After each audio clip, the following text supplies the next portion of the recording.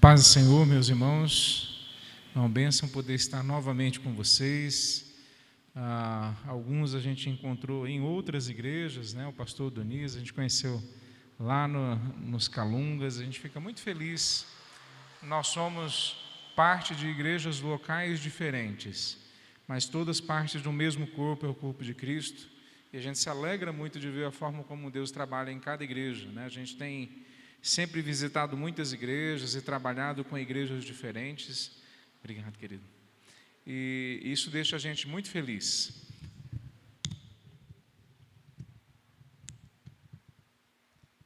Eu vou pegar um pouco de água. Há 150 anos atrás, a Igreja Batista começou a ser plantada no Brasil. Uma cidade chamada Santa Bárbara do Oeste. Hoje, completa 150 anos.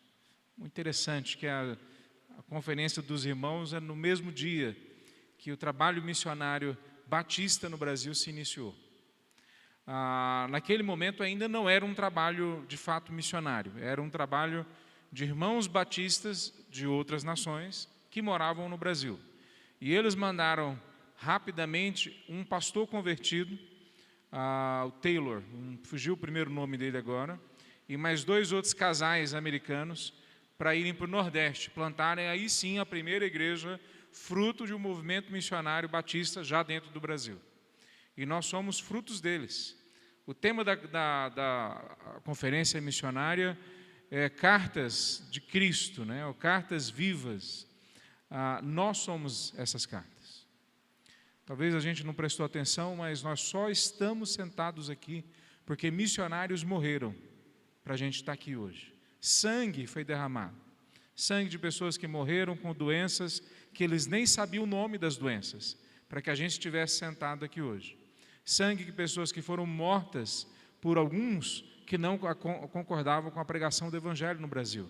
A minha tataravó apedrejou um grupo de pessoas que foi tentar evangelizá-la lá em Corumbá, no Mato Grosso. Na época, Mato Grosso, hoje Mato Grosso do Sul.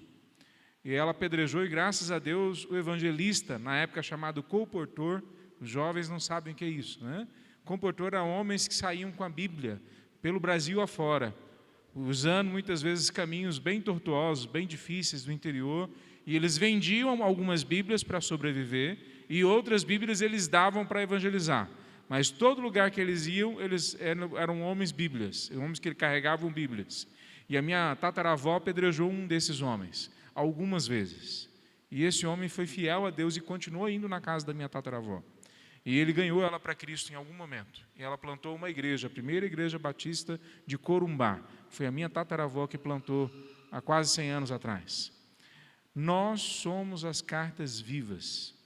Nós somos essas pessoas que Deus escreveu em nossos corações através da ação do Espírito Santo de Deus, mas usando vida de irmãos e irmãs. Irmãos e irmãs que muitos deles não aprenderam bem o português. Eu tive aulas com americanos que não falavam bem o português, mas viveram 30, 40 anos deles no Brasil para ensinar pastores brasileiros a pastorearem igrejas. Eu aprendi com missionários que ainda hoje moram no Brasil, como a Bárbara Burns, o doutor Wilson Shedd, que faleceu há alguns anos atrás, homens que não quiseram voltar para casa quando se aposentaram. Eles resolveram morar no Brasil, o país que eles adotaram como a casa deles, como a família deles. Nós somos a carta viva, as cartas vivas desses homens e dessas mulheres. Então hoje a gente é chamado para escrever no coração das pessoas também que ainda não têm a Cristo Jesus. Quer dizer, não somos nós que vamos escrever, nós somos só o instrumento que o Espírito Santo usa para escrever, para pregar, para anunciar o Evangelho, para que o Evangelho entre na vida delas. Nós vamos falar sobre isso hoje, amanhã, no domingo.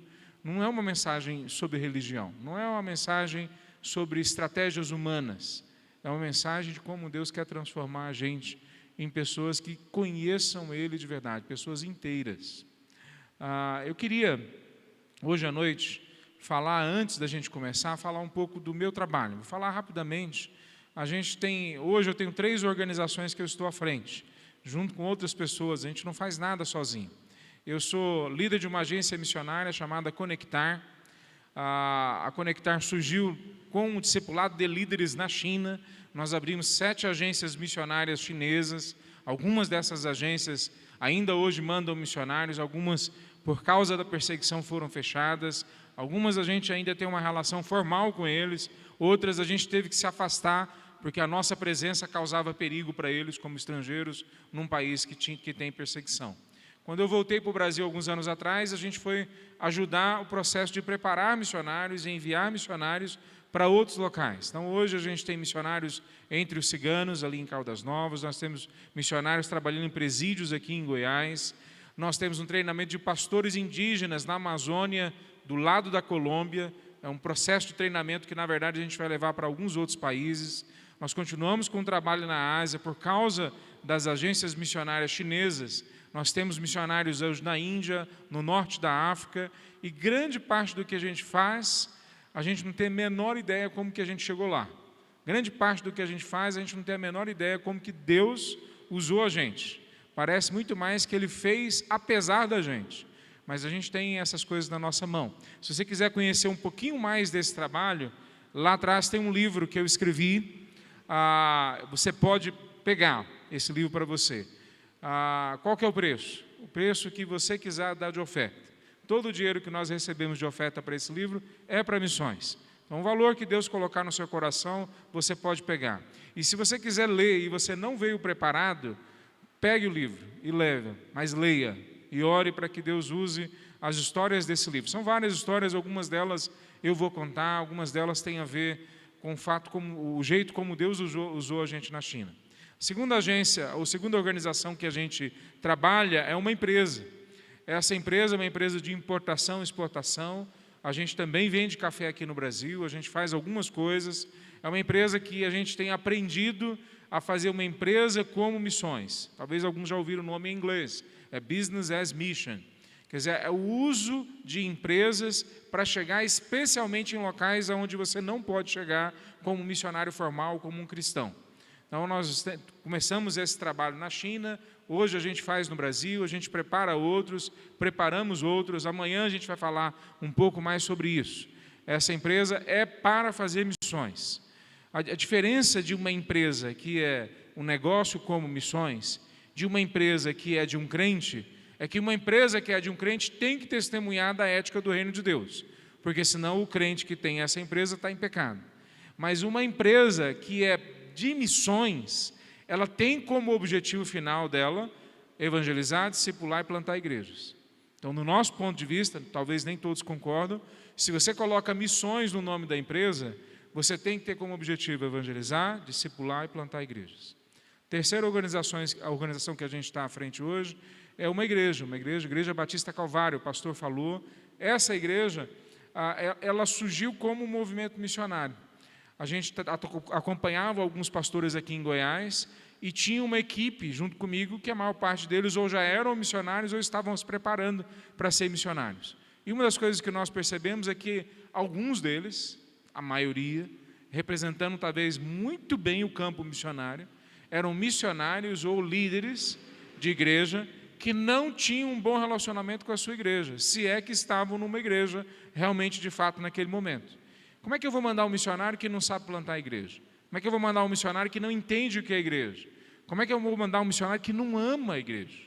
Como é que eu mando um missionário que ele parece mais um desigrejado?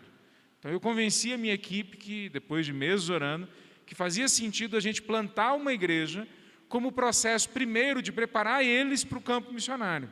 Então a minha igreja, na verdade, o primeiro objetivo dela foi preparar missionários e não, de fato, fazer outras tarefas da igreja local. Mas, obviamente, que a tarefa da igreja local é evangelizar, é discipular, é fazer o reino de Deus crescer aonde ele não chegou. Então, hoje, nós somos uma igreja que tem muito mais do que aquele pessoal no início que eram missionários. Então, mas é uma igreja totalmente envolvida com missões. Pequena, ainda no começo, os irmãos estão convidados para ir lá nos visitar e especialmente orar por nós. Nosso trabalho amanhã, talvez eu fale um pouquinho mais sobre ele, mas eu peço que os irmãos orem por nós. Nós temos um grande desafio de voltar para a Ásia. A pandemia nos isolou aqui no Brasil. A última vez que eu fui à Ásia foi em novembro de 2019, logo antes da pandemia, no mês seguinte, estourou a pandemia na China, e a gente não voltou depois disso. a perseguição cresceu. Alguns dos líderes que a gente trabalha ou foram presos ou estão acuados dentro de casa, missionários estrangeiros foram expulsos. A última vez que eu fui, inclusive, lá, um dos líderes que estava comigo foi preso, um empresário. Foi preso durante algumas horas, depois ele foi solto, só porque estava andando com a gente. Então, tem um monte de coisas que a gente ainda não sabe como vai se configurar nesse novo normal, né, que o pessoal tem dito, né? Mas a gente tem esses desafios. Mês que vem nós vamos para a Amazônia treinar pastores indígenas no meio de uma tribo indígena, então orem por isso. Nós temos muitos desafios, nós somos uma agência pequena, que no geral trabalha em parceria com várias agências, e a gente sonha que Deus use a gente da melhor forma possível, no melhor ambiente possível, no local mais estratégico possível. Queridos, vamos ficar em pé? Eu queria convidá-los para ler um texto da Palavra de Deus junto comigo. Atos, capítulo 7.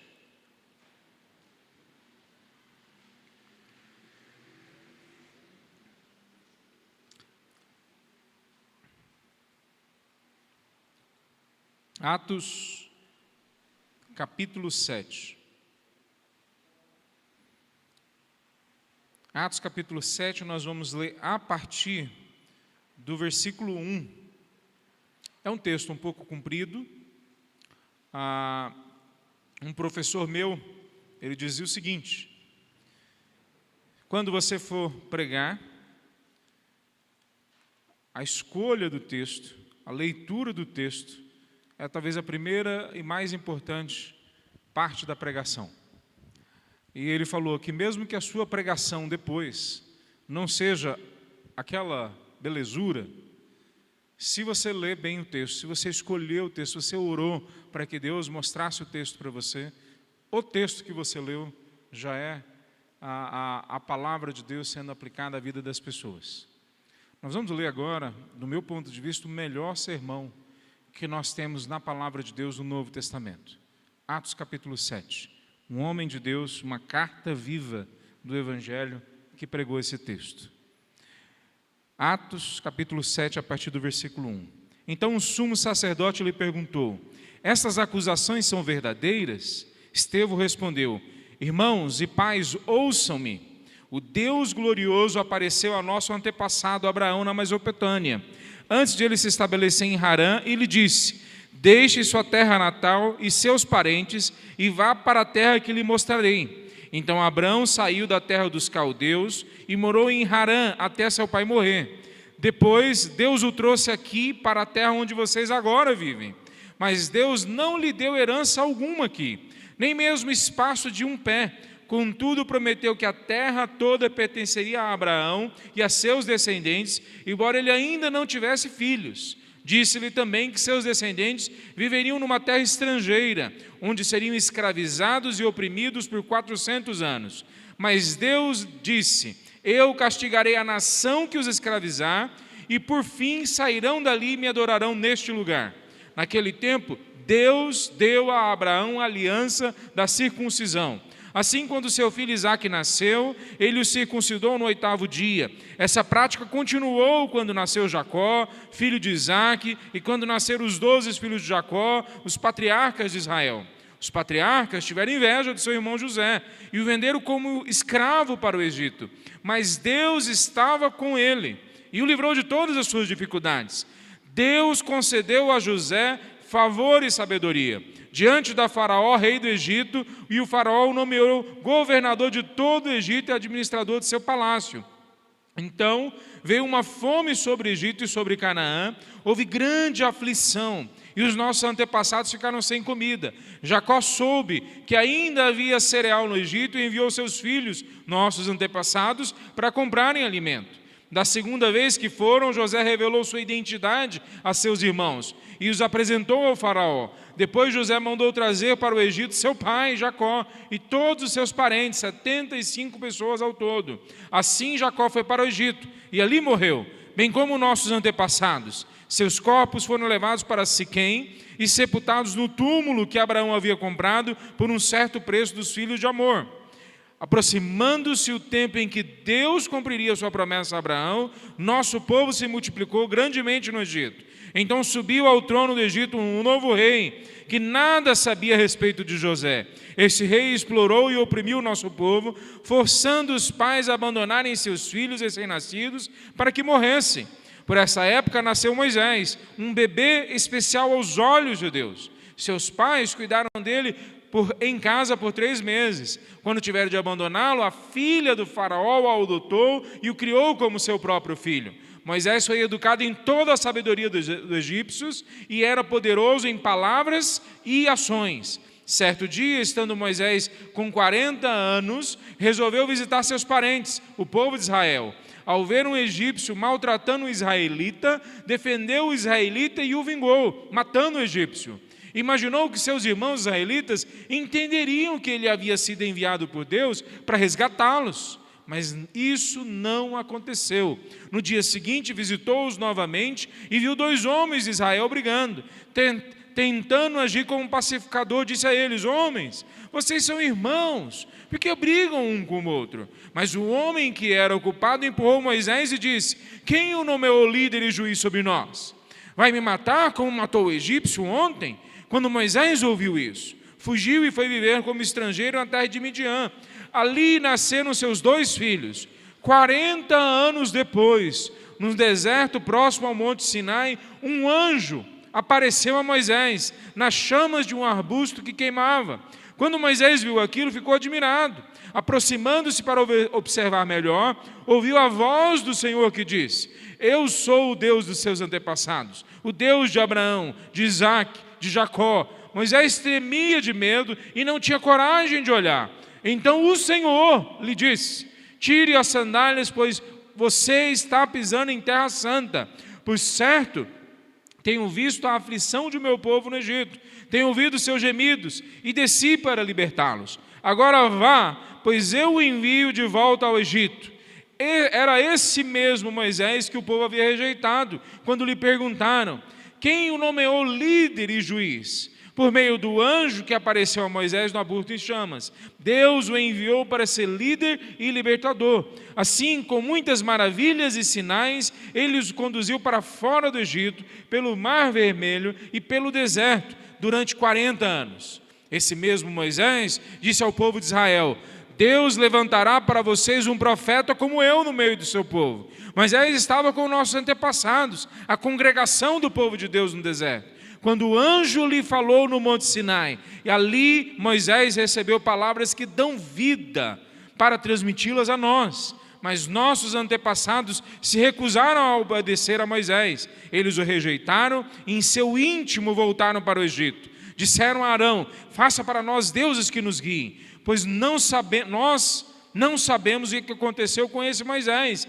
que nos tirou do Egito. Logo fizeram o ídolo em forma de bezerro, ofereceram sacrifícios e começaram a celebrar o objeto que haviam criado. Então Deus se afastou deles e os entregou para servir as estrelas do céu como deuses, conforme está escrito no livro dos profetas. Foi a mim que vocês trouxeram sacrifícios e ofertas durante aqueles 40 anos no deserto, povo de Israel? Não. Vocês carregaram o santuário de Moloque, a estrela do seu deus Renfã, e as imagens que fizeram para adorá-los. Por isso eu os enviarei para o exílio, para além da Babilônia. Nossos antepassados levaram com eles pelo deserto o tabernáculo, construído de acordo com o modelo que Deus havia mostrado a Moisés. Anos depois, quando Josué comandou nossos antepassados nas batalhas contra as nações que Deus os expulsou da terra, foi levado com eles para seu novo território e ali ficou até o tempo do rei Davi. Davi encontrou favor diante de Deus e pediu para construir um templo permanente para o Deus de Jacó. Mas foi Salomão quem construiu. O Altíssimo, porém, não habita em templos feitos por mãos humanas, como diz o profeta. O céu é o meu trono, a terra é o suporte dos meus pés. Acaso construiriam para mim um templo assim tão bom? Diz o Senhor. Que lugar de descanso me poderiam fazer? Acaso mãos que criaram o céu e a terra? Povo teimoso! Vocês têm um coração incircuncidado e são surdos para a verdade. Resistirão para sempre o Espírito Santo? Foi o que seus antepassados fizeram e vocês também fazem. Que profetas seus antepassados não perseguiram? Mataram até aqueles que predisseram a vinda do justo, a quem vocês traíram e assassinaram. Vocês desobedeceram à lei de Deus, embora a tenham recebido da mão de anjos. Os líderes judeus se enfureceram com a acusação de Estevão, rangiam os dentes contra ele. Mas Estevão, cheio do Espírito Santo, olhou firmemente para o céu e viu a glória de Deus e Jesus em pé no lugar de honra à direita de Deus. Olhem, disse ele, vejo os céus abertos e o Filho do Homem em pé no lugar de honra à direita de Deus. Eles tamparam os ouvidos e aos gritos lançaram-se contra ele. Arrastaram-no para fora da cidade e começaram a apedrejá-lo. Seus acusadores tiraram os mantos e os deixaram aos pés de um jovem chamado Saulo. Enquanto atiravam as pedras, Estevão orou: Senhor Jesus, recebe o meu espírito. Então caiu de joelhos e gritou: Senhor, não os culpes por este pecado. E com isso adormeceu. E Saulo concordou inteiramente com a morte de Estevão. Vamos orar, meus irmãos? Santo Deus, a Tua palavra foi lida. Nós clamamos agora que o Senhor venha aplicar a Tua palavra aos nossos corações. Ó Deus, que o Senhor possa falar a vida de cada um de nós, aquilo que o Senhor tem para nós. Nós clamamos, ó Pai, que o Senhor venha mudar a nossa perspectiva da história. Que o Senhor coloque os Teus anjos aqui a nos proteger. Que o Senhor abra a nossa mente, o nosso coração, para entender aquilo que o Senhor quer que a gente venha entender. Aquilo que Estevão foi usado pelo Teu Espírito Santo para pregar. Aquilo que o Teu Espírito Santo ainda hoje quer falar através das nossas vidas e às nossas vidas. Em nome de Jesus que nós oramos. Amém, Senhor Deus. Pode sentar, meus irmãos. Antes da gente entrar propriamente no texto, eu queria abordar o fato de que muitas vezes a gente não presta atenção, mas existem 3 conversões que nós temos que nos entregar a ela. 3 conversões que nós temos que abraçar, que nós temos que deixar o processo de metanoia, mudança de mente e de vida, se instale em nossas vidas nessas 3 áreas. A primeira é a conversão a Cristo Jesus. Essa, eu creio que todos vocês, se não todos, a maioria aqui já entregaram a sua vida a Cristo. Uma nova vida se inicia, um novo jeito de olhar a vida, uma esperança é instalada nos nossos corações. A conversão a Cristo Jesus como Senhor e Salvador nosso. A segunda conversão é a conversão à santidade. Nós nos convertemos, mas aos poucos a gente vai entendendo, se a gente estiver lendo a palavra, se a gente estiver numa igreja que busca biblicamente conhecer o que Deus quer para nós, nós vamos aos poucos tomando a noção, entendendo de que nós temos que nos santificar, que é necessário mortificar a carne, que é necessário mudar o nosso jeito de se comportar, que aquilo que é pecado a gente tem que afirmar dia após dia: pecado eu não faço, porque eu sou servo do Deus Altíssimo. Então é uma conversão que nem todos os crentes entram nela. Boa parte dos crentes vivem uma vida como se ainda não fossem crentes.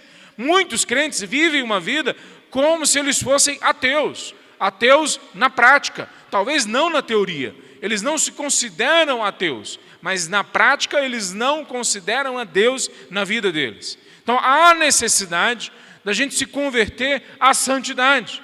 E uma terceira conversão que a palavra de Deus fala ou mostra para a gente é a conversão à causa de Cristo. Há muita gente que talvez já entendeu que tem que ser santo, mas não entendeu ainda que santidade significa separar a nossa vida para um uso específico. Não é simplesmente me tornar uma pessoa eticamente, moralmente boa, eticamente, moralmente acima da média. Não é simplesmente me tornar uma pessoa piedosa, que ora, que jejua. Isso tudo é muito bom, é desejável. Mas a santificação também significa que eu separo a minha vida para um outro propósito, para um outro sonho, para um outro plano, para uma outra proposta de vida. Essa é a causa do mestre. Então, parece que o que está acontecendo com Estevão aqui é mais ou menos isso. Ele não só é um servo do Senhor Jesus, ele não só está numa igreja local, como diácono na igreja local, mas a mente dele já foi aberta para a santificação. Ele é um homem cheio de fé e cheio do Espírito Santo de Deus, como a gente lê no capítulo 6, a partir do versículo 5. Tem um problema dentro daquela igreja, a igreja em Jerusalém.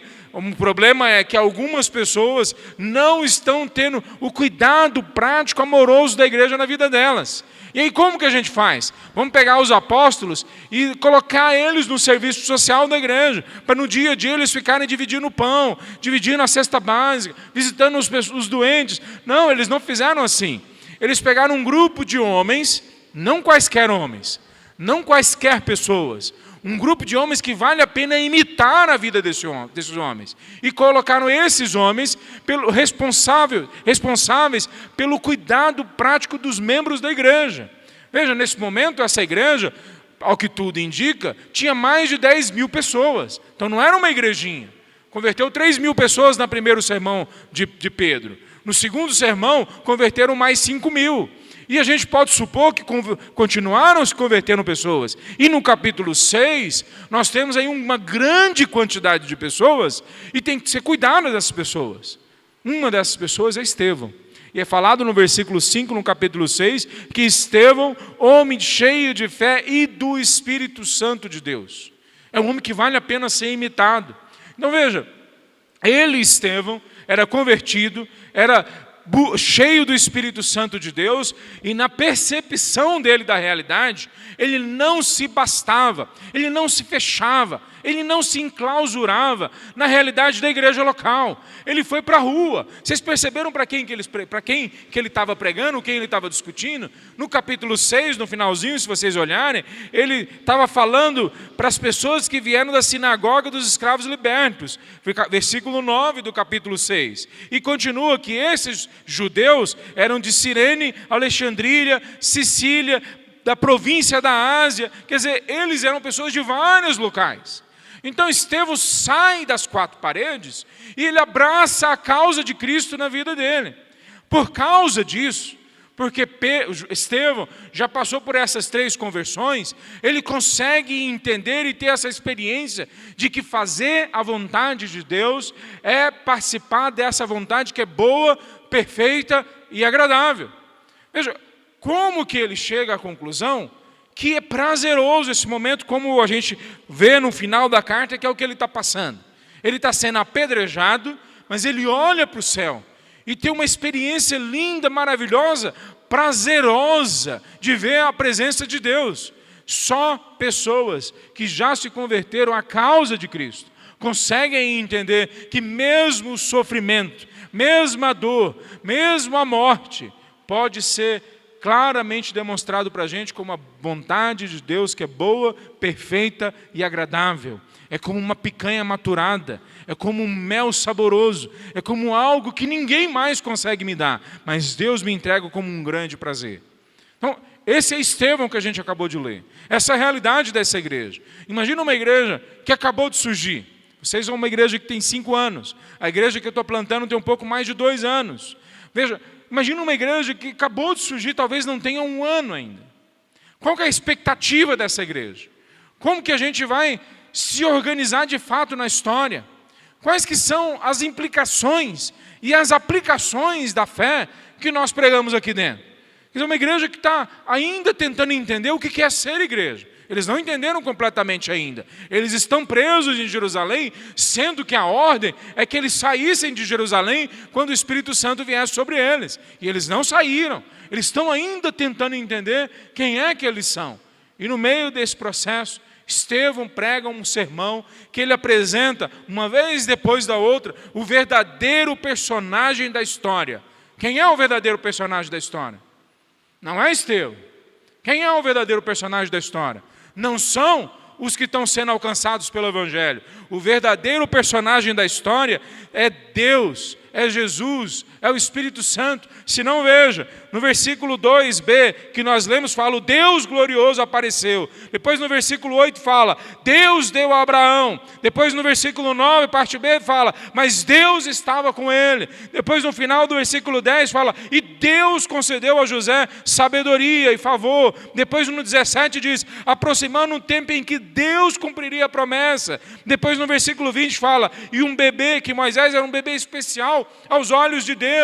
Veja, ele vai continuando, e ele chega no 30 e fala, e o anjo, representando a Deus, aparece a Moisés. E no 32 fala, eu sou o Deus dos seus antepassados. No 33 fala, e o Senhor lhe disse, tire as sandálias de onde você está. E depois no 36 fala que Deus, com muitos sinais e maravilhas, se mostra para eles. E nós vamos continuando. No 37 fala que Deus levantaria um profeta. No 39 fala, e eles rejeitaram e voltaram para Egito, mas no 42 fala que Deus se afasta deles por causa disso. Quer dizer, o personagem que vai aparecendo o tempo todo é Deus. E Davi quer fazer um templo para Deus, e Deus não permite, coloca para Salomão fazer, mas quando Salomão faz, Deus fala, o céu é o meu trono.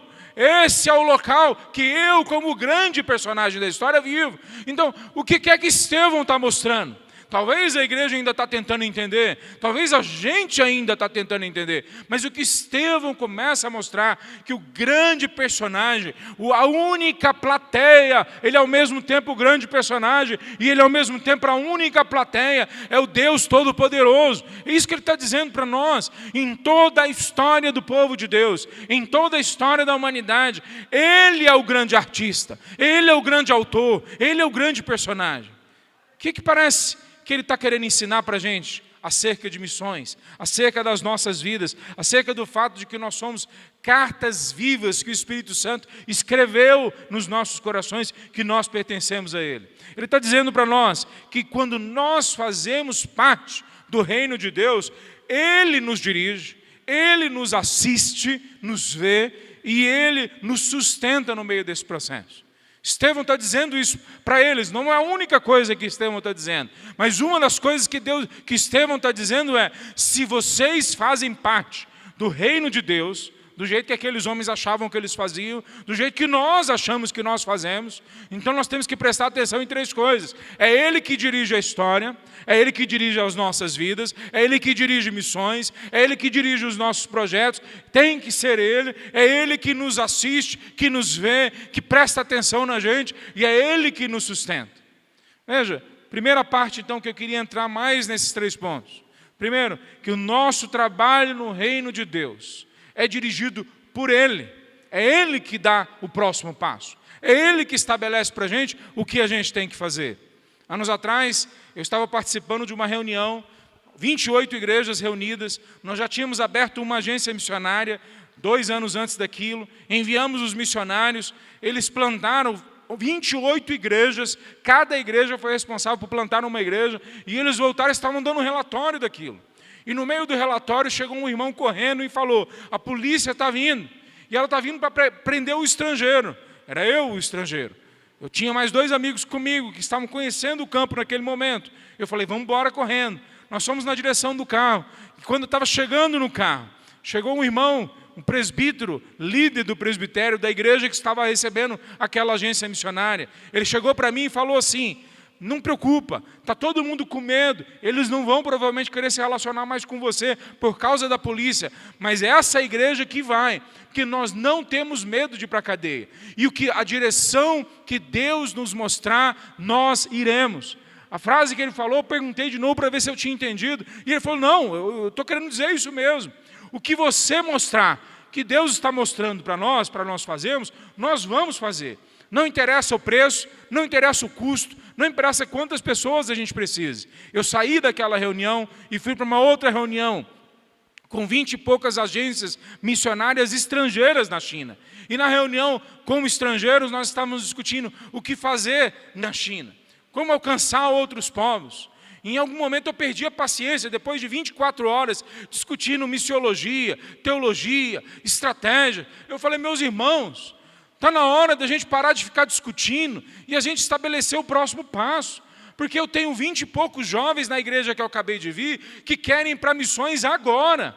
Eles não querem daqui 6 meses, daqui 1 ano, depois de 4 anos de teologia. Eles querem agora ir para o campo. E eles já entenderam que Deus quer mandar eles. Em menos de 3 meses, nós estávamos com 16 times de missionários chineses, em 16 povos diferentes, visitando esses povos. Alguns ficaram no longo prazo, igrejas foram plantadas. Meus irmãos, quando a gente canta nas nossas igrejas, e algumas ainda cantam hinos, a gente cantava antes: chuvas de bênçãos queremos, chuva de bênçãos dos céus, gotas somente nós temos, chuvas pedimos a Deus. Nós temos que voltar a clamar para que Deus mostre o próximo passo para a gente, para que Deus mostre o sonho dele para a gente. Eu fico vendo a gente no Brasil discutindo sobre os quilombolas, sobre os índios. Tem 2 povos não alcançados aqui em Goiás, que não tem agência missionária no meio deles ainda, que não tem igreja no meio deles. Nós temos um sem número de pessoas de outras nações vivendo nas nossas cidades.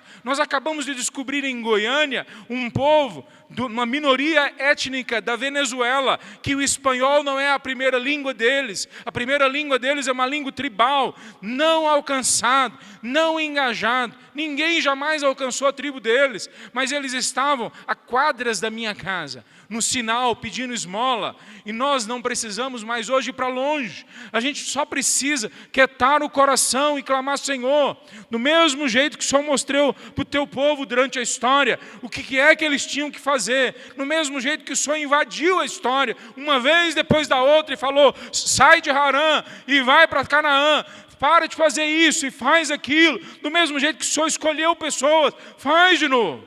É isso que nós temos que sonhar, com Deus nos direcionando. Hoje à tarde eu estava em casa e um rapaz de Fortaleza me ligou, e a gente já tem conversado, e ele é líder já, ele trabalha com missões, e ele falando: pastor, eu quero saber o que eu tenho que fazer. E eu falando para ele: olha, tem 2 passos que eu quero te dar, mas um deles é menor, mas o outro é muito grande. O primeiro passo que eu tenho para você é o seguinte: fica quieto diante de Deus, até que Deus fale para você o próximo passo. Ore, jejue, acorde de madrugada, porque se Deus apareceu para todos esses homens no passado, que Estevão relata para a gente, se o próprio Estevão, quando prega sobre esse Deus que apareceu pelos séculos para várias pessoas, enquanto ele estava pregando, ele viu o Senhor Jesus no céu, então significa que a palavra de Deus está dizendo para nós que Deus quer invadir de novo a história. Ele quer de novo entrar na sua vida. Ele quer de novo escancarar para você que você já é uma carta dele. Que você já é, se você é filho do Mestre, se você aceitou a Cristo Jesus no seu coração, você já é sacerdote, você já é embaixador, você já é cooperador do reino de Deus. A questão não é se você já tem dom, você já tem ministério, você já tem resultados que Deus vai entregar só para você, para mais ninguém, como está na parábola das sementes, como está em Romanos capítulo 12, 1 Coríntios capítulo 12, no versículo 6. Veja, resultados e operações que ninguém mais vai ter na vida delas, porque Deus deu para você. Veja, nós já somos isso. A questão é agora a gente quietar e falar: Senhor, mostra para nós. Nós vivemos um tempo da relevância. Nós vivemos um tempo que as pessoas pedem para nós sermos relevantes. E a relevância, de acordo com o que é dito para nós, mesmo hoje dos púlpitos, mesmo hoje dos livros de teologia, é a relevância lá de fora, da sociedade. É ter um bom preparo, uma boa posição na sociedade, um bom salário. Essa é a relevância que é pedido de nós. A teologia da prosperidade constrói a sua estrutura toda em cima dessa base, que se a gente for certinho, nós vamos frutificar, nós vamos prosperar. Não só a teologia da prosperidade da igreja neopentecostal, mas a teologia da prosperidade que nós vivemos enrustidos dentro das igrejas, mesmo as históricas. A teologia da prosperidade que nós acreditamos que se nós somos bons crentes, se nós demos oferta para missões, se nós fizermos algumas coisas, então Deus vai nos tornar prósperos, vai nos tornar relevantes, vai nos tornar necessários. Veja, meus irmãos, Deus não nos chama para relevância. Deus não nos chama para sermos relevantes. Deus nos chama para sermos obedientes, fiéis. O chamado dele para nós é para a gente obedecer. Aonde o Senhor me mostrar, eu vou. Esse é o chamado que Deus tem para a gente. A direção que você mostrar, nós vamos para essa direção. Quando nós olhamos o que está sendo sugerido por Estevão, não só por palavras, mas em ações, é que porque ele ouviu do mestre e ele tem uma profunda convicção do que ele tem que fazer, não tem problema quais são os inimigos que vão se levantar. Não tem problema. Senão, olha só, que relevância teve Estevão nesse texto que nós lemos. Para mim, o melhor sermão do Novo Testamento. Tem outros sermões muito lindos, mas esse demonstra uma capacidade de tirocínio. Ele não perde a lógica. Ele mistura várias histórias, mas os princípios estão em todas elas. Ele faz de um jeito que pessoas que estudam literatura têm dificuldade de entender como que ele constrói esse negócio de forma tão bonita. Esse homem, esse Estevão, prega esse sermão e ninguém se converte. Não é só que ninguém se converte, é que o resultado da pregação dele causa a morte dele. Quer dizer, é como se eu tivesse terminado de pregar, e eu espero que não aconteça isso, e os irmãos começassem a tacar cadeira em mim, e de repente alguém resolvesse tacar alguma coisa mais dura, mais mortal, porque eu preguei muito mal, porque eu preguei algo odioso, algo que confrontou as pessoas de um jeito que não era para confrontar. Veja, ele não para quando ele começa a confrontar as pessoas, mas será que não era melhor que Estevão parasse, achasse palavras mais leves, achasse um outro momento? Talvez não seria melhor se Estevão esperasse que a igreja se estabelecesse melhor na sociedade, ganhasse o respeito da sociedade, para então ele falar uma mensagem tão dura? Pois da perspectiva do reino de Deus, ele não estava em busca dessa relevância. A relevância que nós buscamos, e a que Estevão buscou, é a relevância dos irrelevantes. Essa é a nossa relevância. Nós não temos relevância alguma para essa sociedade. E a gente não tem que se espantar. Nós não pertencemos a esse mundo. Nós não pertencemos a essa lógica. Nós não pertencemos a essa sociedade. Nós somos cidadãos do novo céu e da nova terra. É outra lógica. Aquele que quer ser grande, seja pequeno. Aquele que vê o mestre e fala que ele cresça e eu diminua. É outra lógica. É outra abordagem. Quando nós falamos de guerra, nós estamos falando de uma guerra que alcança o inimigo, o outro, o irmão, o que não é irmão, e dá o carinho do reino para essa pessoa. Então, a nossa lógica não é de destrói o outro que não concorda com a gente. A nossa lógica é torna ele num amigo nosso, torna ele num irmão nosso. Quer dizer, essa lógica é contrária em todas as religiões. Ela é contrária de toda a sociedade. Nós vamos ao encontro do diferente. E nós queremos transformar ele em uma pessoa de nossa família, dirigido por Deus. Aqueles que trabalham no reino de Deus são dirigidos por Deus. Segundo, se o nosso trabalho é no reino de Deus, o nosso trabalho no reino de Deus é assistido por Ele, é visto por Ele, é percebido por Ele. Eu lembro que a primeira vez que eu fui na China, a gente foi um grupo de líderes grandes, e nós chegamos, mais de 20 líderes, e nós visitamos vários locais, várias cidades, e alguns dos líderes que nós visitamos são os verdadeiros heróis da igreja chinesa. Eles sim foram para a cadeia, foram torturados, eles sim passaram todo tipo de dificuldade. E um desses líderes, Alan Yuan, estava 3 anos na cama, doente, já com 90 anos de idade, tinha passado 24 anos na cadeia, e da cadeia ele pastoreou a igreja dele, que se multiplicou por várias outras igrejas, enquanto ele estava na cadeia. Quando ele saiu, uma igreja, talvez um pouco maior do que essa aqui, algum bocadinho de crentes juntos, se transformou numa igreja de milhares e milhares de pessoas. Mas como? Não tinha Bíblia, não tinha liberdade, não tinha líder. Aliás, o líder estava na cadeia. Mas Deus agiu através daquela situação. Nós fomos até a China, ele agora, 20 anos depois que tinha sido solto, já em casa, 3 anos de cama, e Deus mandou ele levantar e sentar com aquele grupo de brasileiros. Eu lembro até hoje, quando nós sentamos no restaurante, e o Alan Yuan olhou para a gente, já velhinho, olhou no nosso rosto de todos nós, e falou: não sei quem são vocês, mas Jeová me mandou levantar e vim aqui, porque Ele tem um plano na vida de vocês aqui na China, em todos vocês. E alguns de vocês vão mudar para cá, para a China. Eu não estava de mudança ainda. Outros que depois foram também não estavam de mudança. Mas todos nós ficamos com aquela sensação impressa nos nossos corações que Deus não só estava naquela viagem, mas que Deus planejou aquela viagem, que Deus direcionou aquela viagem, que Deus estava vendo o que nós estávamos fazendo. Ele estava acompanhando o que a gente estava fazendo.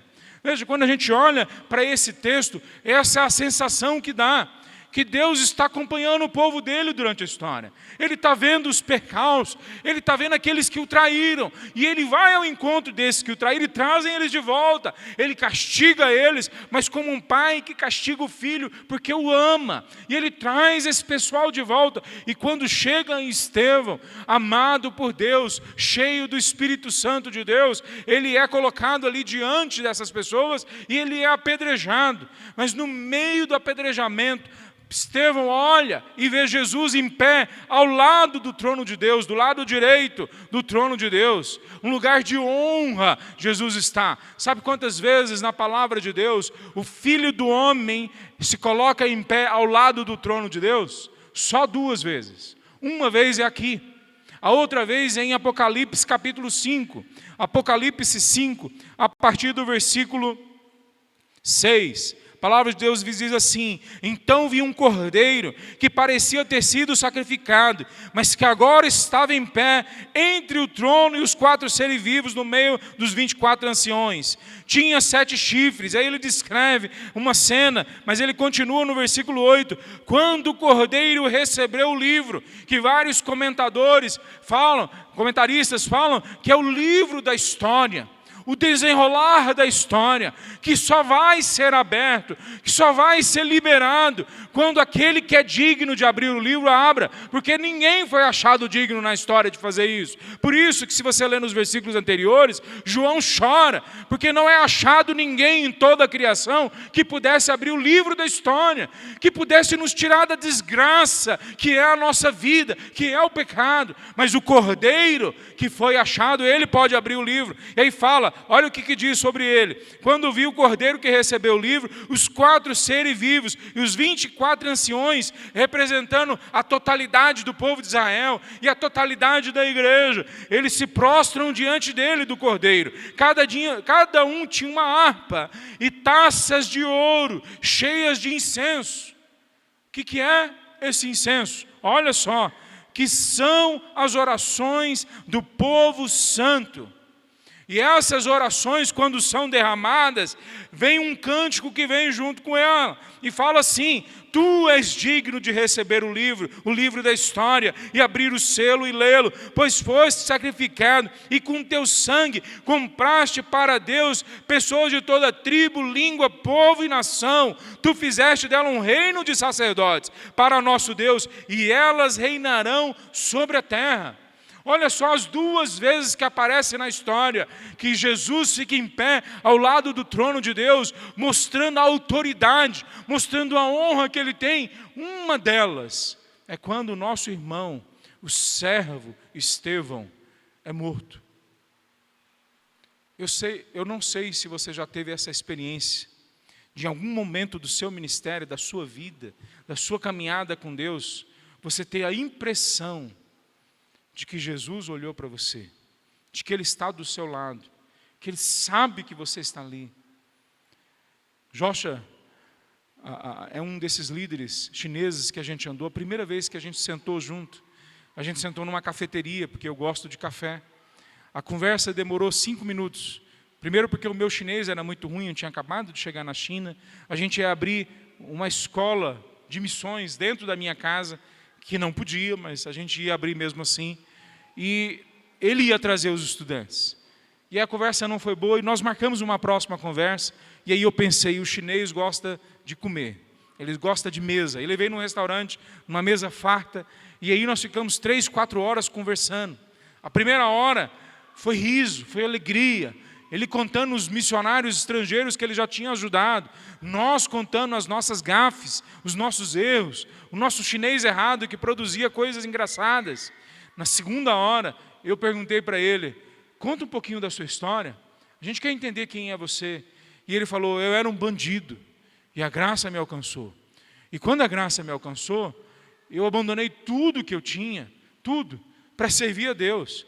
E eu enchia um caminhãozinho de Bíblias. E eu ia pela China. E várias vezes eu fui preso por causa disso. E muitas dessas vezes eu fui torturado. E a minha família ficava sem me ver, às vezes por meses, às vezes por anos. Eu conheci o filho dele na sequência, em outra circunstância. E o filho dele tinha um trauma, porque uma das vezes ele ficou 3 anos sem voltar para casa. E aí ele me contou, nesse dia, aliás, no outro dia, o Joshua me contou. Essa vez, foi a vez que eu fiquei preso 3 anos. Eu nunca contei para a minha família, porque eu não queria que eles sofressem. Se vocês já leram um livro que chama, ou ouviram falar, O Homem do Céu, um dos capítulos é narrada a história desse rapaz, que é o Homem do Céu, e está junto com o meu amigo. E o meu amigo fala, eu fiquei 3 anos naquela cadeia. Eles me torturaram de tudo quanto é jeito. E eu saí daquele dia. E outro dia, aí ele falou, a última vez que eu fui preso foi alguns meses atrás. E eu fui preso, e eu agora, já velho, quando a gente estava conversando, ele já estava beirando 60 anos de idade, mas com aparência de bem mais velho. E ele falou, eles amarraram os meus braços, me puxaram até o teto, e eles começaram a me bater, para eu falar o nome das pessoas que andavam comigo, e eu não podia, não queria dar o nome de ninguém, porque eles seriam presos ou mortos, ou algumas coisas torturados, e eu não queria dar o nome, e eles continuaram batendo, até começar a quebrar as minhas pernas, e eu comecei a sentir muita dor, e eu não conseguia parar de gemer, e eles me deixaram pendurado ali por 24 horas, e quando eles saíram, eu comecei a orar, e a minha oração foi uma oração de briga, falando com Deus, como que o Senhor me deixa de novo passar por isso? Como que de novo o Senhor me deixa passar por esse sofrimento? Já não basta tudo que eu entreguei, já não basta eu ter perdido a infância, a adolescência dos meus filhos, ter sido torturado, ter ficado na cadeia 3 anos, já não basta isso tudo, por que o Senhor me deixa de novo passar por isso? E ele disse que num momento de silêncio, quando ele quietou um pouco, ele disse que teve uma visão, e Cristo falou para ele 3 vezes, a minha graça te basta. A minha graça te basta. Ele disse que a primeira já tinha resolvido no coração dele. E ele disse que começou a chorar, mas não agora de dor. Ele começou a chorar, primeiro, de arrependimento, de ter brigado contra Deus. Brigado com Deus. E segundo, de gratidão, porque Deus estava olhando para ele. Porque ele foi achado digno de ser enxergado por Deus. Ou como Paulo fala em 1 Timóteo capítulo 2, de que Deus conhece os que são seus. Meu querido, uma das coisas que nós temos que aprender a partir desse texto de Atos capítulo 7, é que Deus conhece a gente, Ele olha para a gente. Essa é a maior honra que nós podemos ter. Eu não sei se vocês viram o filme do Senhor dos Anéis. O filme do Senhor dos Anéis tem uma cena, no último filme, o rei de Rohan, ou no segundo filme, não lembro qual que é, ou nos dois, na verdade é nos dois, no terceiro, no segundo e no terceiro. O rei de Rohan é liberto de um bruxo, é assim que mostra o filme. E depois que ele é liberto, ele luta 2 grandes batalhas. Ele vence a primeira e vence a segunda. Mas na segunda ele cai no campo de batalha. E quando ele está morrendo, a sobrinha dele vem até ele chorando, porque os anos que eles passaram antes foram todos de sofrimento, todos de fraqueza, e ela vem chorando, agora você está morrendo, ele fala, não precisa chorar, não é momento de tristeza, porque eu lutei a grande batalha da nossa história, do nosso tempo, e eu estou morrendo vitorioso no campo de batalha, é o local que todo grande soldado quer morrer, e ele fala, eu agora não vou me envergonhar ao encontrar os meus antepassados, porque eles todos lutaram bravamente e morreram no campo de batalha, e eu fiquei vendo aquela história, e na hora me deu vontade de chorar, porque eu não por causa da história, é uma história contada, uma literatura, mas porque aquilo dali ilustra exatamente o que Deus está querendo nos colocar. Ele nos entrega a maior batalha da história, a grande batalha pela alma das pessoas e pela glória de Deus. E Ele está falando para nós, vai para o campo de batalha, não porque Ele quer ver o nosso sofrimento, não porque Ele precisa da gente, mas porque lá é onde nós vamos encontrar honra e glória, porque lá onde nós vamos encontrar significados mais profundos da nossa vida, porque lá é onde está o general da nossa vida, da nossa história, e é com Ele que a gente deveria querer ser achado. Então, o que é o cristianismo? Para alguns o cristianismo é só mais uma religião. O que é o cristianismo? Para alguns o cristianismo é só um processo que a gente vem no domingo e volta depois para as nossas vidas normais. O que é o cristianismo? O cristianismo é uma pessoa. O cristianismo é Jesus de Nazaré. Ele é o cristianismo. O cristianismo é andar junto com Ele. O cristianismo é ser achado por Ele no meio da multidão. O que é o cristianismo? O cristianismo é quando Ele olha para nós e fala: venham benditos do meu Pai, venham vocês que são benditos meus. Isso que é o cristianismo. Todo o resto é só complemento. O que é o cristianismo?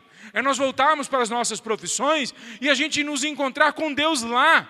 O que é o cristianismo? É quando a gente volta para dentro de casa e a nossa esposa nos provoca, ou os nossos filhos, ou a nossa irmã, ou o nosso irmão, ou a pessoa com quem a gente está convivendo, e a gente olha para ela e fala: Deus morreu, Jesus morreu, melhor dizendo, por essa pessoa. Então, se Jesus morreu por essa pessoa, vale a pena eu sacrificar os meus desejos, os meus sonhos, os meus planos, porque esse é o Evangelho, é o Senhor Jesus crescendo no outro, porque Ele me usa, porque Ele usa a minha boca, porque Ele usa o meu cérebro, porque Ele usa a minha história, porque Ele invade a minha vida. Ele assiste a gente, Ele vê quem nós somos, Ele conhece o que são seus. Nós somos cartas vivas do Evangelho, igualzinho Estevão. Nós somos pessoas que nós temos dentro de nós o selo do Espírito Santo, como Paulo fala em Efésios 1, versículo 14. Terceira coisa que o texto aponta para nós, que nosso trabalho no reino é sustentado por Ele. Quer dizer, Ele não só dirige o nosso trabalho, Ele quer dirigir o nosso trabalho, a nossa vida, os nossos planos, como Ele nos assiste, e só essa assistência dEle já traz prazer à nossa alma, como Ele também nos dá graciosamente tudo que nós precisamos, tudo que nós temos necessidade. Um dos missionários mais profícuos que eu conheci na China nem parecia missionário. Era solteiro, não conseguiu casar, não se comportava como missionário, era piedoso, mas ele não parecia ser uma pessoa produtiva, sabe? Era um homem simples. E ele mudou para a China uns 30 anos atrás, foi morar num prédio, ele conseguiu comprar, era muito barato na época, década de 90, comprou um apartamento, um predinho de 6 andares, no topo do prédio, era baixinho o prédio, mas lá em cima, e ele transformou esse apartamento num lugar para receber outros missionários. Eu mesmo fiquei lá. Que lugar gostoso, parecia um hotel, um ótimo apartamento. Em 2008, maio de 2008, ele estava dormindo, e de repente teve o maior terremoto que a gente tem na história da China. Acontece a quilômetros da casa dele, o epicentro. E o prédio dele faz esse balanço. Não estou exagerando, é assim que faz o prédio dele. Alguns prédios caem na cidade. Toda luz é cortada. Não só de uma cidade, mas de um estado inteiro. Eu morava em Beijing e os meus amigos, eu estava na época no Brasil, mas os meus amigos que estavam em Beijing me falaram que eles sentiram o terremoto lá em Beijing, 2.000 quilômetros de distância de onde ele estava. E ele disse que ele ficou maluco com aquilo, ele pensou: eu vou morrer. E ele realmente entrou em parafuso, é o que ele conta, ele não era um super-herói. Ele ficou morrendo de medo. E o medo aumentava quando viam as tréplicas, quando via as réplicas. Quer dizer, o terremoto tem aquele primeiro abate, mas ele continua depois. E aí ele vem uma vez mais e outra vez, ele diz que foram várias vezes, dezenas de vezes, talvez mais de uma centena, várias réplicas. E toda vez que tinha uma réplica, a cidade inteira, de mais de 10 milhões de habitantes, gritava desesperada, porque eles achavam que eles iam morrer. 10 milhões de pessoas gritando numa cidade de medo, e ele era um desses. 2 dias depois, ele preso em cima do prédio, ele orando, as réplicas já tinham diminuído, ele de repente para e fala assim: o que eu estou fazendo aqui em cima? Ele tinha naquele momento 1 milhão de renminbis, moeda chinesa, que hoje seria mais ou menos 700 mil reais. Era para ser aplicado em um projeto de mais de 1 ano, que ele tinha construído, um projeto social. Ele ligou na hora para a agência dele, para algumas igrejas que tinham mandado dinheiro, e falou: vocês me autorizam a usar esse dinheiro para salvar as pessoas que estão agora morrendo aqui? Mais de 300 mil pessoas morreram naquele terremoto. Ele foi um dos primeiros, não só estrangeiros, mesmo da China, um dos primeiros que montou uma equipe com dinheiro, com carro, com comida, com barracas, e ele foi para cima da região do terremoto. Ele, o medroso, que estava se gritando todo lá, porque com medo de morrer, agora ele estava lá no epicentro, com um monte de barracas, um monte de pessoas da igreja, pagando aquelas pessoas para montar, trabalho com crianças que foram deixadas, que os pais morreram, trabalho com idosos que estavam ali sozinhos agora, porque os filhos morreram, trabalho com pessoas acidentadas. Ele ficou meses ali com aquele dinheiro que já estava na conta dele. E ele conta para a gente que o governo chinês ou os outros estrangeiros só começaram a chegar na região mais de uma semana depois do terremoto. Mas ele estava imediatamente dentro da região do terremoto. Nós conhecemos o trabalho deles em vários locais, alguns deles nós ajudamos até hoje, mas uma das coisas que ficou claro é que quando o trabalho é de Deus, Ele manda os recursos, mesmo sem a gente pedir, mesmo sem a gente se preparar. Veja, isso não significa que Deus vai mandar o recurso que você quiser. Isso significa que Ele vai mandar um recurso que você precisa. É outra coisa. Nós nunca fomos autorizados na palavra de Deus a orarmos por aquilo que nós queremos. Nós somos autorizados a orar por aquilo que nós precisamos. É outra coisa. Tudo aquilo que vocês precisarem, peçam ao Pai que Ele dá a vocês. Se for da vontade dEle, obviamente, veja o contexto. Mas é isso que nós estamos vendo aqui na vida de Estevão. Veja, Estevão conta toda uma história, a história do povo de Deus, de como eles foram assistidos, desde lá de Gênesis, quando Deus fala para Abraão sair da terra dos seus parentes. Olha depois com atenção em Gênesis capítulo 11 e 12, e mesmo aqui em Atos capítulo 7, porque é dito para nós o seguinte: antes de se estabelecer em Harã, então enquanto ele ainda estava lá em Ur dos Caldeus, ele ouve a mensagem que ele tem que sair, mas ele sai e ele ainda fica com o pai dele. Quando o pai dele falece em Harã, então ele lembra o que Deus falou para ele e continua a viagem que ele tinha para a terra de Canaã, que quando nós vemos em Gênesis capítulo 12, versículo 1 e 2 e 3, é isso que fala para nós, que ele tinha ouvido de Deus quando não havia ainda chegado em Harã.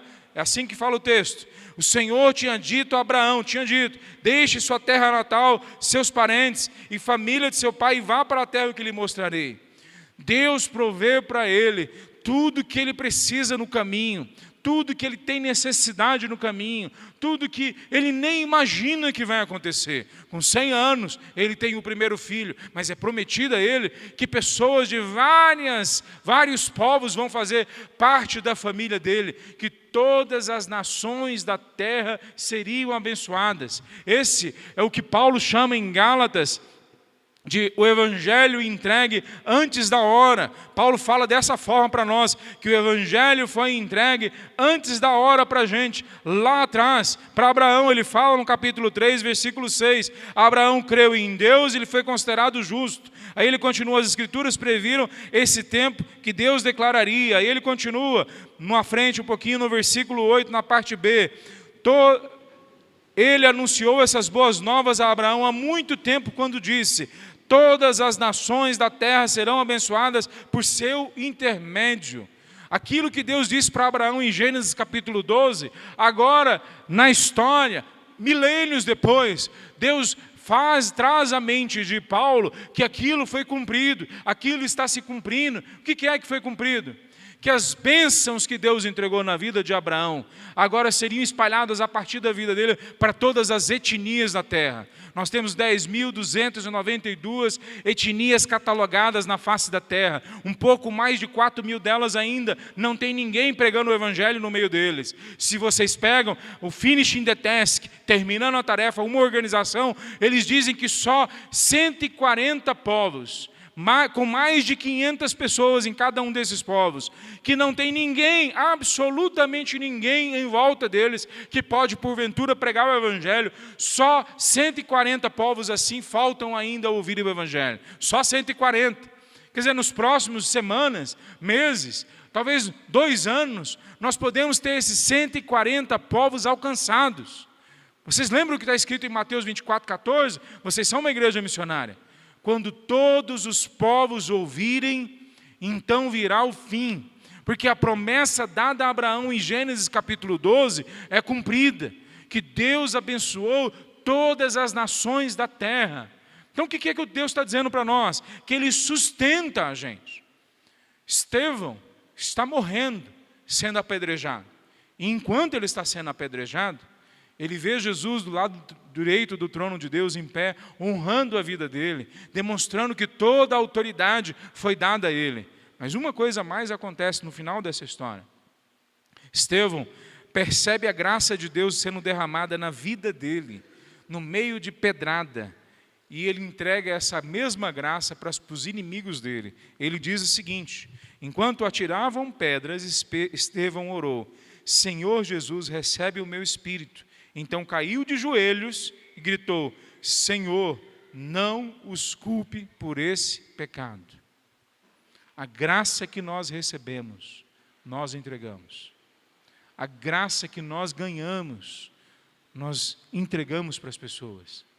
Algumas igrejas têm me contatado, vez ou outra, e me perguntado quanto que eu cobro para pregar. Eu não sei se você já viu isso, pastor. Meus irmãos, de graça recebei, de graça dai. Uma coisa é a igreja, ou os irmãos, ou a gente, ofertar na vida de pessoas. Outra coisa é a gente reter a graça de Deus, bênçãos que Deus nos dá. Isso é pecado. Deus nos mandou entregar isso de graça, de forma gratuita para as pessoas. Estevão, na morte dele, entrega gratuitamente a graça de Deus na vida daquelas pessoas. Elas se converteram? Eu não sei todas elas, mas Saulo está naquele momento. E Saulo, naquele momento, talvez ainda não aconteceu nenhum processo ainda de conversão, mas uma semente é plantada na vida de Saulo.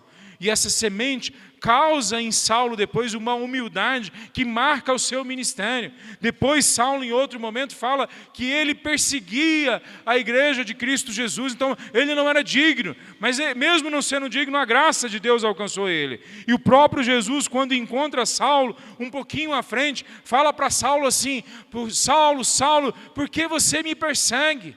Mas como assim? Saulo não está perseguindo a Jesus, Saulo está perseguindo a igreja, não a Jesus. Mas Jesus esclarece para Saulo que o que ele está perseguindo ao perseguir a igreja é o próprio Senhor Jesus. E eu creio que nesse momento, ou em outros momentos na sequência, Paulo deve ter passado na mente dele o sermão que ele ouviu de Estevão. Então, uma pessoa se converteu, pelo menos, a partir daquele momento que Estevão pregou. A graça de Deus alcança a vida das pessoas. Quais são as coisas que você tem ganho na sua vida, que você tem que compartilhar agora? Deixa eu só te trazer à memória o seguinte: tudo que você tem pertence a Deus.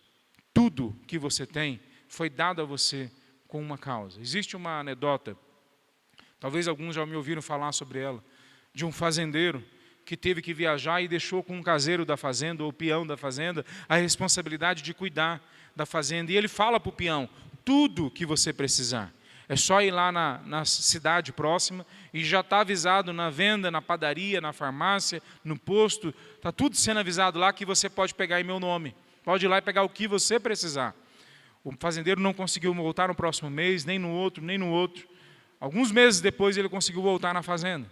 E quando ele chega na fazenda, ele vai chegando na casa da fazenda, a casa principal. E a casa da fazenda virou um galinheiro. O gado, os cavalos estão todos soltos, os porcos estão soltos no quintal. A casa dele está destruída. E ele fica abalado com aquilo, fica preocupado. Será que aconteceu alguma coisa? E ele vai na direção da casa do peão, que fica um pouco mais para trás. À medida que ele vai chegando na casa do peão, agora não é mais um casebre, não é mais uma casinha. Agora é uma casona com uma varanda grande que foi construída na frente. E na frente da casa tem uma parabólica. Na frente da casa tem piscina. A frente da casa está toda arrumada e tem uma churrasqueira no canto, vários convidados e um churrasco sendo posto à mesa. E ele vai entrando, o peão vê ele e vem na direção dele, todo feliz que o dono da fazenda chegou. E o dono da fazenda, obviamente, nem um pouco feliz, pergunta para o peão: mas o que aconteceu? Por que está tudo destruído lá e a sua casa tem tudo? E o peão fala: você não disse para mim que tudo que eu precisasse, eu podia ir lá na cidade pegar? Pois eu peguei tudo que eu precisava. É assim que parece que nós entendemos a graça e o Evangelho. Tudo que nós precisamos, nós queremos que Deus nos dê. Enquanto nós não pegarmos as coisas que Deus nos deu e devolvermos para o reino de Deus, devolvermos para o crescimento do reino, a profissão que Ele te deu para ser usada para proclamar o reino de Deus. O dinheiro que Ele te deu para ser usado para o reino de Deus. Não só no sentido de eticamente eu usar bem o dinheiro, para cuidar dos meus filhos, da minha esposa, da minha casa, pagar os impostos, mas também no sentido de sustentar missionários, no sentido de sustentar os pobres, no sentido de sustentar agências missionárias, de construir prédios para que a igreja possa funcionar, de enviar projetos para onde não tem projetos, de você mesmo colocar gasolina no carro e visitar uma comunidade que ainda não tem o evangelho, ou pegar um avião e ir até um local que ninguém foi até lá. Eu lembro de conversar com vários missionários, porque a gente recebia os missionários no campo e dava os primeiros passos para eles. Vários deles reclamavam que as suas agências missionárias não mandavam recursos para eles. E eu ficava tentando entender qual era a lógica daquilo dali. Porque eles tinham aonde morar, eles tinham o curso pago de chinês, eles tinham alimento, eles tinham saúde, eles tinham escola dos filhos, eles tinham gasolina para o carro, eles tinham o carro muitas vezes dado pela agência ou dado por uma igreja para eles. E agora eles estavam em casa orando para que Deus ainda via a agência mandasse mais recursos. Misericórdia, meus irmãos. Misericórdia, se Deus já me deu carro, comida, casa, saúde, eu tenho que colocar gasolina no posto e ir até a próxima comunidade que não tem o evangelho, eu tenho que ir até a próxima casa que ainda precisa da graça de Deus, eu preciso gastar tempo com gente, em cafeterias, em restaurantes, em favelas, no meio dos calungas, para mostrar a graça de Deus com as coisas que eu já tenho. Mas se até os nossos missionários não entendem que o que eles já têm já é para eles usarem, imagina nós como igreja aqui no Brasil. Aliás, os nossos missionários muitas vezes não entendem que eles têm que usar o que eles já têm, porque eles não foram ensinados na igreja local. Eu morava a 150 quilômetros da região tibetana. Sabe o que custava para mim pegar o carro e ir na região tibetana? R$100. Era isso. Eu já estava no campo, era o que eu queria fazer, era o meu sonho, era onde estavam os povos não alcançados, mais próximos de mim. Era só isso que custava, R$100. Mas quando eu cheguei, tinha missionários que estavam há 20 anos naquela cidade, orando para Deus dar uma direção sobre o que eles deviam fazer, pois Deus não vai responder a sua oração, que pede para ser usado, mas não converte o seu coração para começar a ser usado agora, não amanhã, não ano que vem. Então Deus não vai ouvir a oração de gente que fica pedindo, Deus me mostra agora o meu dom, me mostra agora o meu ministério, se você não estiver disposto a pegar aquilo que já está nas suas mãos e sair lá fora. Olha a vida de Estevão, ele não era presbítero, ele não era responsável pela pregação do evangelho na igreja dele. Ele não era o pastor, ele não era missionário enviado. Ele era um diácono. Era o homem que era separado para cuidar das necessidades físicas da igreja. Mas, por algum motivo, é esse homem que a palavra de Deus mostra no capítulo logo seguinte ao estabelecimento do diaconato na igreja, que ele foi o grande pregador daquele momento da igreja. Logo depois da pregação dele, uma perseguição se instala e a igreja toda se espalha por todo o mundo conhecido. Naquele século ainda, o evangelho chegou à Índia. Naquele século ainda, há indícios que ele chegou à China, indícios históricos, não só porque a gente acha, mas indícios históricos, que chegou à China.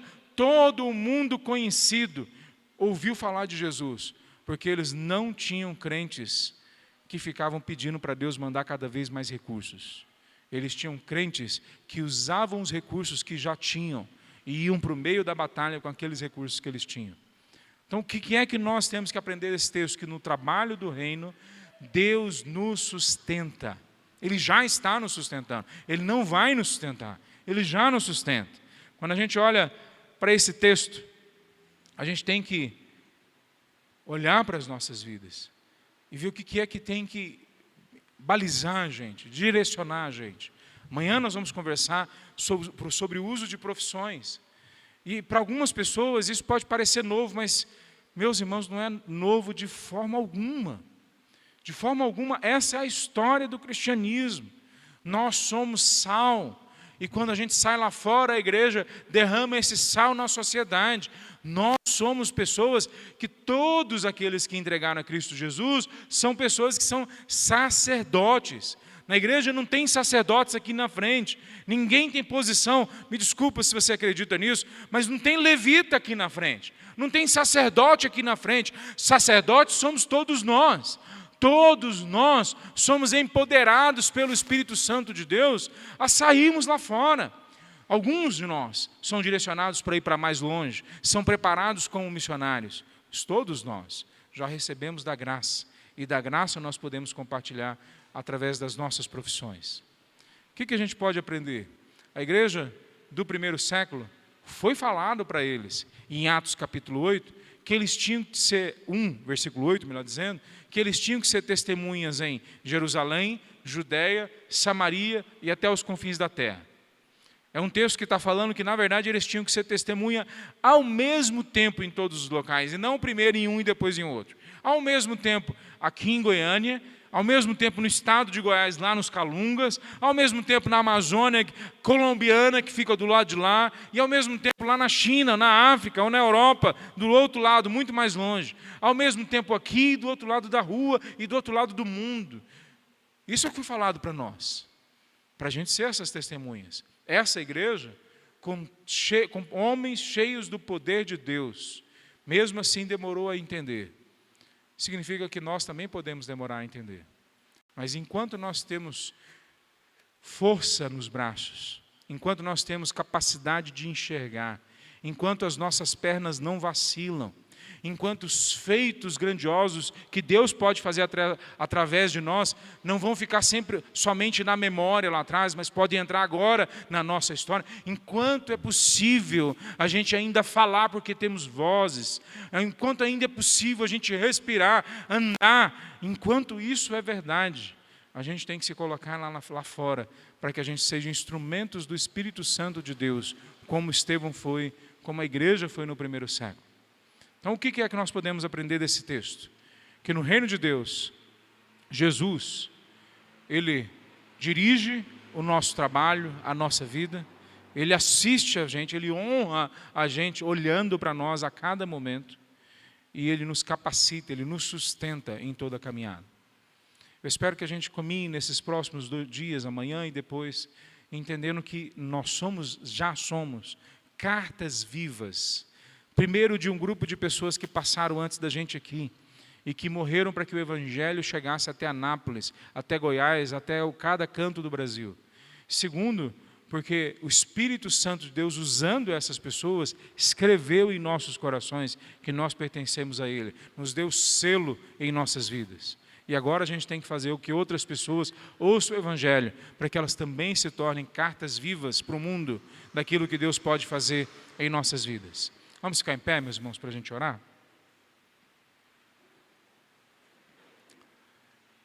Senhor Deus, nós colocamos diante de Ti, ó Pai, as nossas vidas. Nós clamamos, Senhor Deus, que o Senhor venha e invadir cada um de nós, cada uma das nossas histórias. Ó Deus, e venha transformar a nossa história, Deus, como esses homens da história missionária, da história do primeiro século, da história da igreja, ó Pai.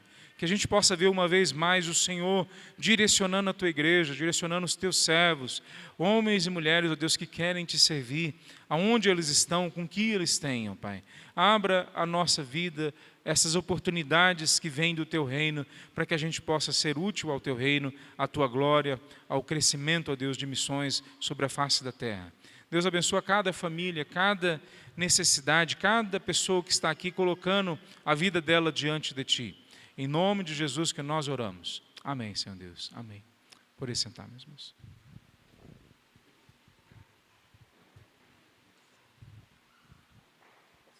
Muito obrigado.